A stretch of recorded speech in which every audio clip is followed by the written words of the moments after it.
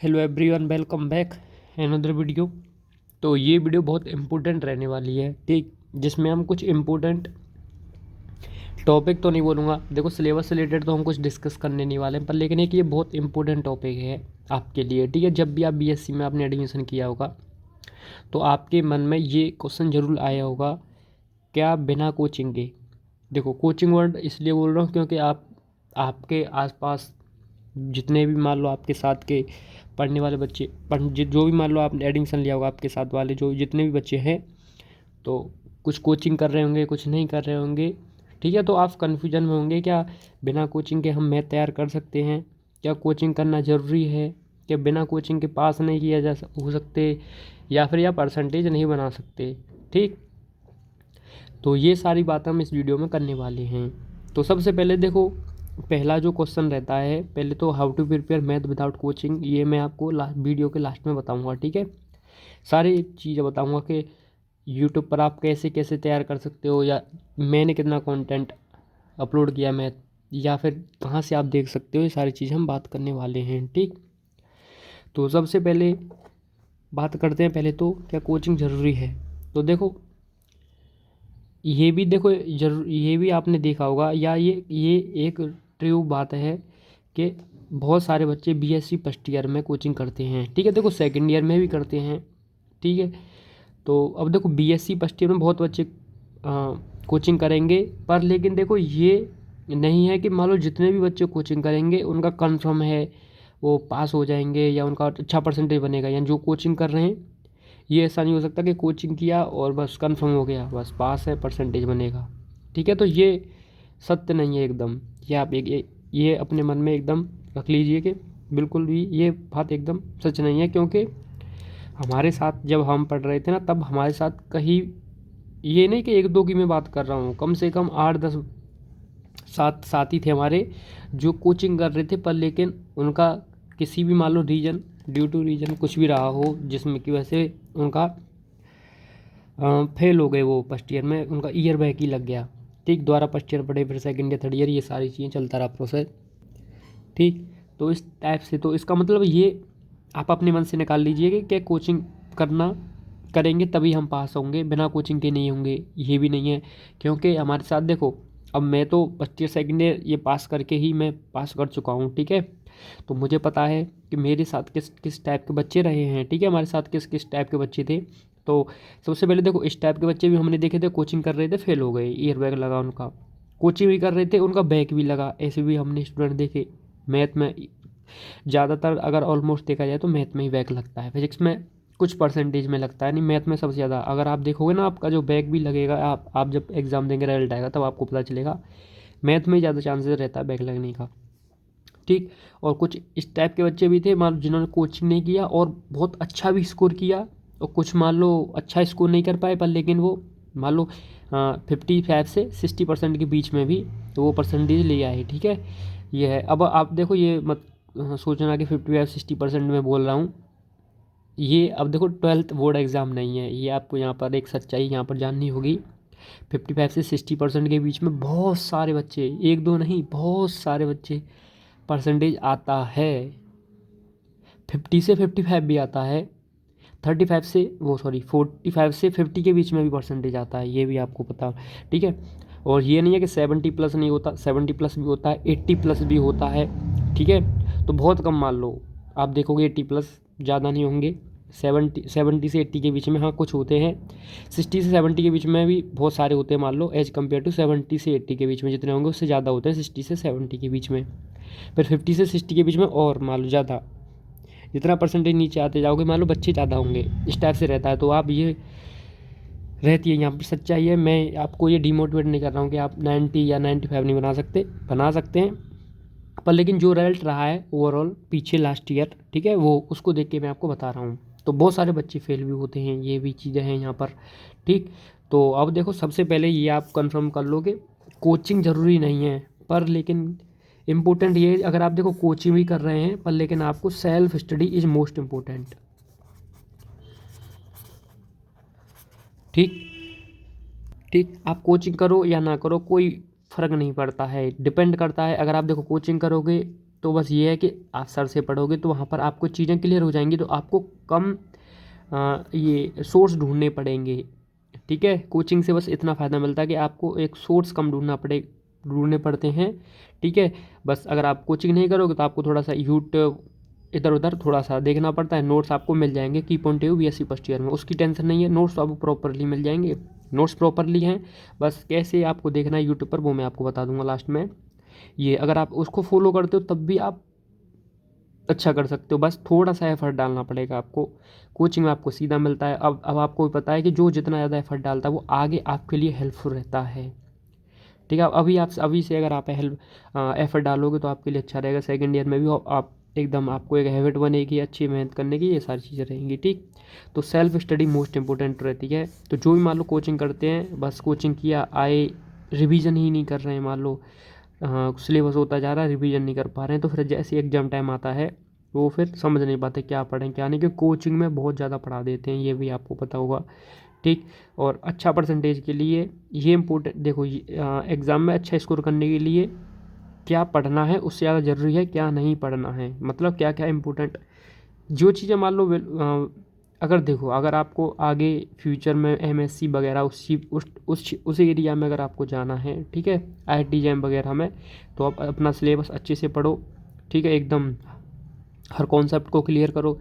अगर आप देखो BSc एज ए मान लो बस BSc करना ग्रेजुएशन के लिए कर रहे हैं, और जितने ऑलमोस्ट ज़्यादातर बच्चे यही करते हैं। ठीक है, फिर अब अगर आप अभी आपका प्लान ऐसा हो सकता है ना कि आगे मान लो कंपटीशन ही करना हो आपको, तो वो रहता है। ठीक है, अगर IIT जैम जिसको करना है वो भाई अच्छे से अपने कॉन्सेप्ट को पढ़े, ये यहाँ पर होता है। ठीक, तो सबसे इम्पोर्टेंट सेल्फ स्टडी। ठीक है, सेल्फ स्टडी इंपॉर्टेंट है, कोचिंग ज़रूरी नहीं है, क्योंकि मैं ऐसे नहीं हवाबाजी में ये बात बोल रहा हूँ कि बिना कोचिंग के भी, ठीक है, हमने हर टाइप के हमारे साथ बच्चे पढ़े थे। ठीक है, तो हमको पता है कि बिना कोचिंग के भी 50% अच्छा बन सकता है। बस इम्पोर्टेंट है सेल्फ स्टडी, कितना आप रिवीजन कर पाते हैं। जो यहाँ पर जो सबसे ज़्यादा मान लो आप रिजल्ट देखोगे, आपको पता चलेगा कि बहुत स्टूडेंट मान लो फेल हो जाता है, ईयर बैक लग जाता है। पता क्या रीज़न रहता है? अब ऐसा तो नहीं मान लो अगर 60 से 65% बच्चा अगर फेल हो रहा है, ठीक है, अगर मान लो 65 नहीं 55 समझ लो, 55% बच्चा अगर बैक ईयर बैक दोनों मिला के अगर बन रहा है, मान लो लग रहा है, इसका मतलब वो कोचिंग से तो होगा ही, क्योंकि आपको पता बहुत सारा बच्चा कोचिंग में रहता है। तो कोचिंग में जाने के बाद भी उसका ईयर बैक या बैक लग रहा है, इसका मतलब कहीं ना कहीं प्रॉब्लम है। तो मेन प्रॉब्लम पता कहाँ रहती है? मेन प्रॉब्लम है कि आप देखो 12th करते हैं आप, ठीक है, तो 12th में आप प्योर मैथमेटिक्स हम नहीं पढ़ते हैं, सिंपली मेथड होता है, अप्लाई करते हैं, क्वेश्चन सॉल्व होता है। पर लेकिन ऐसा यहाँ नहीं है, यहाँ भी क्वेश्चन मेथड अप्लाई सॉल्व होता है, पर लेकिन आपको थ्योरी भी क्वेश्चन में साथ में यूज करनी होती है, बस उसकी आपको प्रैक्टिस करनी पड़ती है। बस अगर आप उसकी प्रैक्टिस नहीं करते हैं, क्वेश्चन को सीधा सॉल्व करना स्टार्ट कर देते हैं, तो वहाँ पर नंबर कट जाते हैं। ठीक है, ये रहता है यहाँ पर। तो यहाँ पर ये आपको यहाँ पर प्रैक्टिस करनी पड़ेगी। मान लो राइटिंग, ठीक है, लिखना, ये इंपॉर्टेंट है यहाँ पर, इसकी आपको बहुत ज़्यादा प्रैक्टिस करनी पड़ेगी। ये होता है कि आप कुछ तैयार कर लोगे, एग्ज़ाम में जाके लिख नहीं पाओगे, माइंड आपका एकदम ब्लैंक हो जाएगा, मैं क्या लिखूँ। तो अगर आप जो भी तैयार कर रहे हो और अच्छे से तैयार कर पा रहे हो और उसको लिख पा रहे हो ना, तो आप 100% अच्छा स्कोर करोगे एग्ज़ाम में, ये आप ध्यान रखना। जो भी पढ़ो अच्छे से पढ़ो, उसको लिख पाओ, बस ये इम्पोर्टेंट है। ठीक, तो आई होप आपको ये कोचिंग वाला आंसर मिल ही गया होगा, ज़रूरी है या नहीं है। ठीक है, और मैं ये भी नहीं कह रहा हूँ कि मान लो कोचिंग आप क्यों हेल्पफुल है, ये मैंने आपको बता दिया, क्या हेल्प मिलती है कोचिंग से, यही रहता है। ठीक, और अगर बात है देखो कोचिंग में, अगर आप ये सोच रहे हो कि इम्पोर्टेंट बता देते हैं, इम्पोर्टेंट हमारे ये इस चैनल पर आपको पूरा कंप्लीट ही मिल जाता है, मैंने सब कुछ बता रखा है।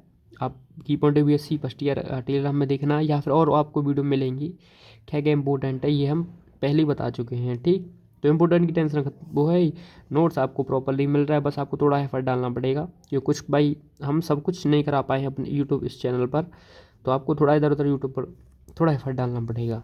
ठीक है, हो जाएगा ये। अब देखो सेकंड क्वेश्चन क्या रहता है, ये हम बात करते हैं। जो सबसे इम्पोर्टेंट है ना सेकंड क्वेश्चन, ये ध्यान रखना, आप फिजिक्स प्रैक्टिकल के चक्कर में ज़्यादा अपना टाइम वेस्ट मत करना है। ठीक है, तो देखो प्रैक्टिकल आपको पता होगा आपका 50 मार्क्स का रहता है। ऑप्शनल की बात करूँ, ऑप्शनल में तो आपका अच्छा स्कोर रहता ही है। ठीक है, तो ऑप्शनल की बात नहीं करेंगे हम, तो फिजिक्स प्रैक्टिकल।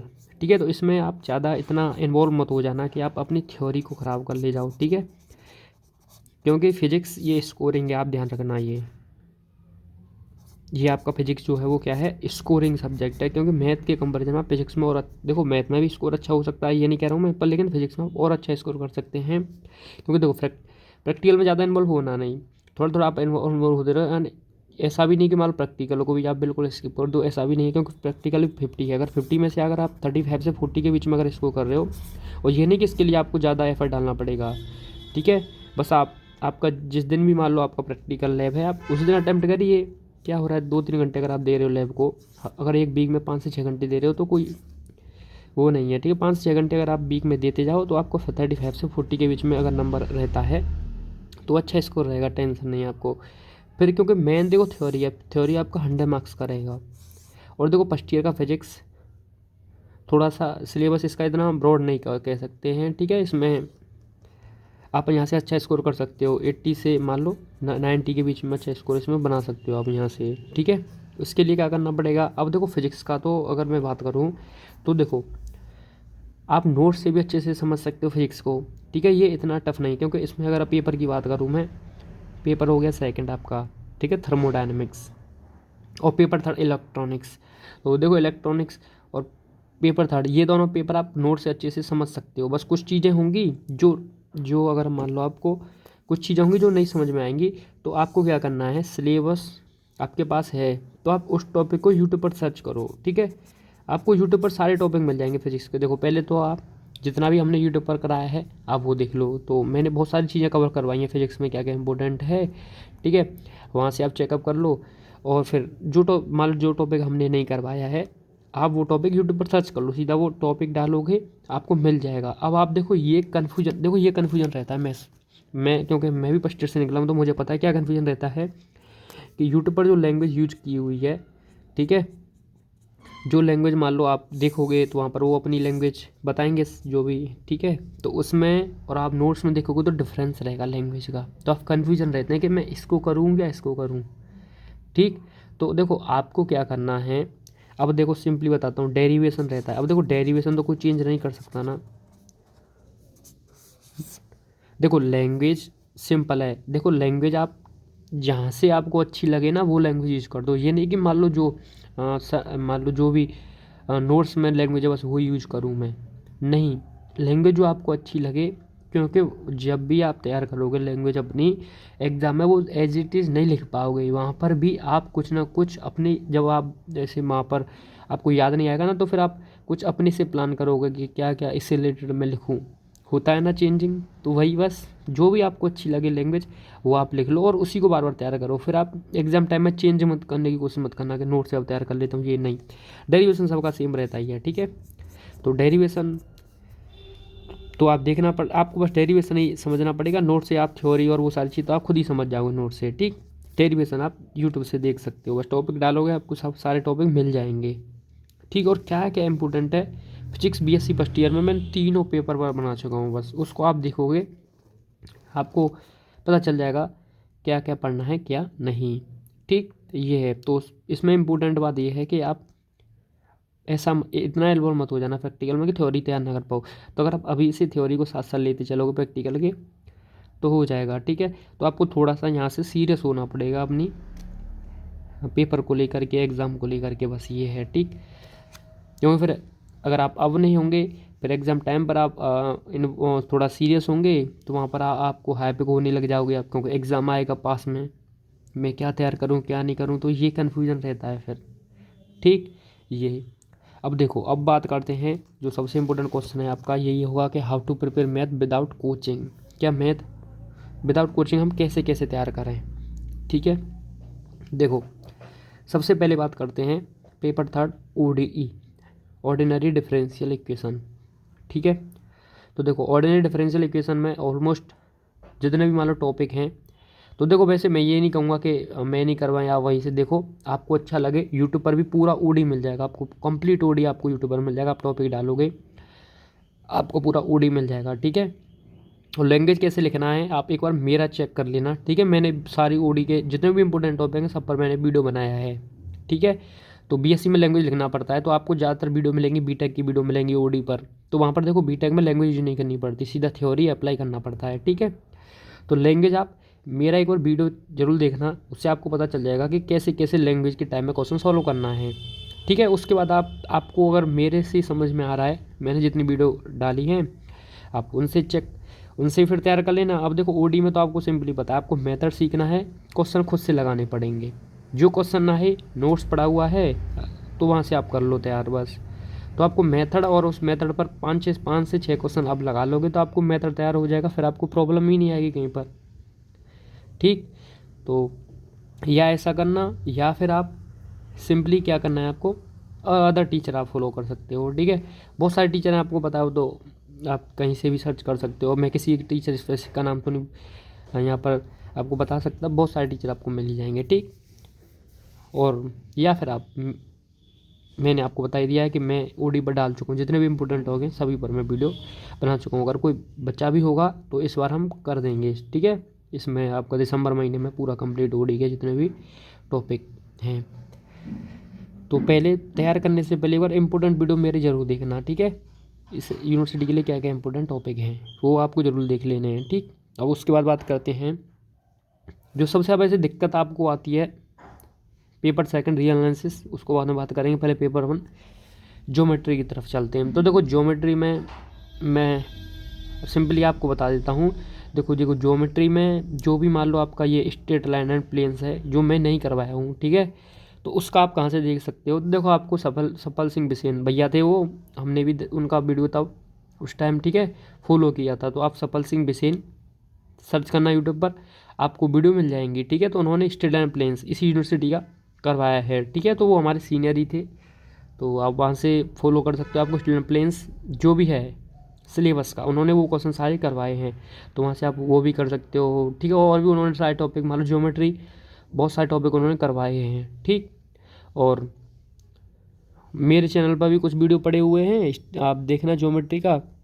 प्लेलिस्ट में सीधा आप जाया करो, प्लेलिस्ट में सीधा ज्योमेट्री वाले पोर्शन में आप देखना इंपॉर्टेंट, वहाँ से देख लेना क्या क्या इंपॉर्टेंट है, फिर आप वहाँ से मैंने जो भी बताया है उनका वीडियो आप देख लेना, वहाँ से आप ज्योमेट्री आपका हो जाएगा। ठीक है, ये अब बात करते हैं रियल एनालिसिस।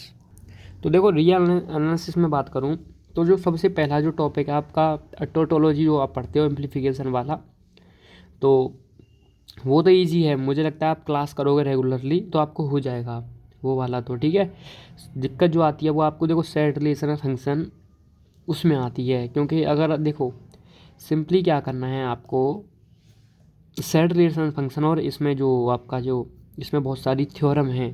देखो थ्योरम में आपको सिंपली ये वो जो थ्योरम है ना, ध्यान रखना, थ्योरम आप तभी याद कर सकते हो जब आप उसको रट लोगे। ठीक है, ये बात है। मैथ में आप कहोगे मैथ में रटना शब्द कहाँ से आ गया, क्योंकि मैथ में रटना ही पड़ेगा आपको, क्योंकि आप रट के ही समझ सकते हो चीज़ों को। जब आपको चीज़ें माइंड में रहती है ना तभी हम समझ पाते हैं। तो यहाँ पर कॉन्सेप्ट क्या लगाना पड़ता है हमको, चीज़ों को रट के समझना है। ठीक, क्या करना है, चीज़ों को रट के समझना है। अब समझने के लिए देखो आपके, देखो मैंने यूनिट 3 हो गया आपका और यूनिट 4 हो गया। ठीक है, तो इसमें तो मैंने जितने भी इंपॉर्टेंट टॉपिक हैं मान लो, और देखो रियलिसिस मैं आपको कवर करवाऊंगा। ठीक है, मैं इंपॉर्टेंट चीज़ और करवाऊंगा आपको, बीएससी फर्स्ट ईयर रियलिसिस हम और टॉपिक कवर करेंगे। प्लस आपको देखो यूनिट 5, ठीक है, यूनिट 5 आपको खुद से तैयार कर लेना है। ठीक है, यूनिट 5 में भाई आपको एप्लीकेशन और डेरिवेटिव या यूट्यूब पर किसी टीचर को आपको फॉलो करना पड़ेगा यूनिट 5 के लिए। और जो यूनिट 3, 4, 1, 2 हो गया, इसमें हम इंपॉर्टेंट टॉपिक मैं आपको खुद कवर करवा दूँगा। ठीक है, और जो टॉपिक होंगे इम्पोर्टेंट वो आपको वीडियो मिल जाएगा, कौन कौन से टॉपिक इंपॉर्टेंट है वो आप वीडियो चेक कर लेना। ठीक है, तो कवर हो जाएगा आपका यहाँ से। तो यूनिट 5 तो सिंपली ये है कि आपको थोड़ा एफर्ट डालना पड़ेगा। ठीक है, ऐसा नहीं कि कोचिंग ज़रूरी हो तभी कुछ हो पाएगा। नोट्स हैं, जब सारी चीज़ें हैं तो कुछ एफर्ट डालो, यूट्यूब पर सारी चीज़ें अवेलेबल हैं, तो आप बिना कोचिंग कर सकते हैं। बस दिक्कत कहाँ आती है कि सेल्फ स्टडी इम्पोर्टेंट है, और राइटिंग लिखना, आप जो तैयार कर रहे हो वो आप लिख पा रहे हो नहीं, उसकी लिख कर बार बार प्रैक्टिस करनी पड़ेगी आपको, तभी आप उसको तैयार कर पाओगे। तो ये इम्पोर्टेंट है, सेल्फ स्टडी और writing, not coaching. Coaching important नहीं है, सेल्फ स्टडी और राइटिंग आप लिख पाते हो या नहीं ये इम्पोर्टेंट है। ठीक, तो मैं सजेस्ट करूँगा कि आपको थोड़ा ये नहीं सोचना कि कोचिंग ज़रूरी है तभी हम कुछ कर सकते हैं, नहीं ऐसा भी नहीं है, कोचिंग ज़रूरी नहीं है, खूब अच्छी अच्छी परसेंटेज आती है बिना विदाउट कोचिंग भी। और ऐसा भी है कि मान लो जो कोचिंग करते हैं उनका भी आता है, किसी बहुत लोगों की परसेंटेज भी आती है, वो डिपेंड करता है क्योंकि वहाँ पर वो कोचिंग के साथ सेल्फ स्टडी, राइटिंग कैसे लिखना है ये वो करते हैं। ठीक, तो आपको क्या करना है, कोचिंग अगर आपके पास नोट्स हैं, बस क्या यही तो है, समझने के लिए आप यूट्यूब फॉलो कर सकते हैं, वहाँ समझने लगे जो सर हैं वो बता रहे हैं, नोट्स आपको मिल ही रहे हैं, जो सर पढ़ा रहे हैं वही सेम नोट्स ही हैं, 10 सर कोचिंग या जो भी कोचिंग रहा हो, ठीक है, वो सारे आपको मिल जाएंगे। तो जितने भी कोचिंग है यहाँ पर आपको दिख रहा होगा ये, ठीक है, तो सारे नोट्स अवेलेबल हैं, आप वहाँ से देख सकते हो। तो बस ये एक इम्पोर्टेंट टॉपिक था, शायद आपके मन में डाउट रहा हो कि कोचिंग के साथ ही क्या किया जा सकता है, ऐसा नहीं है। ठीक, तो थैंक यू, मिलते हैं आपसे नेक्स्ट वीडियो में नेक्स्ट टॉपिक के साथ।